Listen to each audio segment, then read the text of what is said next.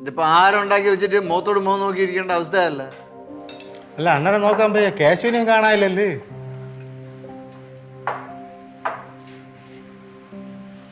ഇത് അങ്ങനെ എവിടെ പോയി ഇരിക്കണേ?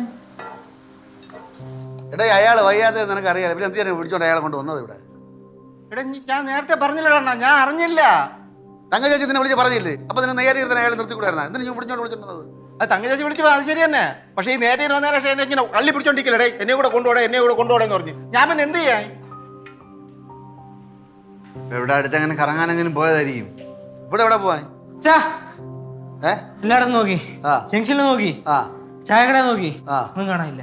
ഇയാൾ ഇവിടെ പോയത് അച്ഛാ ബാസ്യങ്ങളുടെ വീട്ടിൽ പോയി കാണുമോ? ഏയ് ബാസങ്ങളുടെ വീട്ടിലൊന്നും പോയൊന്നുമില്ല. പ്രത്യേകിച്ച് ഈ വയ്യാണ്ടിരിക്കുമ്പോൾ അവിടം വരെ അണ്ണനും പോവാൻ സാധ്യത കുറവാണ്. മൊത്തം കലക്കി കോരെ എണ്ണ മൊത്തം പുറം മുകളിൽ തെളിഞ്ഞിരിക്കുകയല്ലേ? അതൊരു സൈഡിൽ നിന്ന് പറഞ്ഞതുകൊണ്ട് എണ്ണ അങ്ങോട്ട് പോട്ടെ. അതുമല്ല ഈ സുഖലായ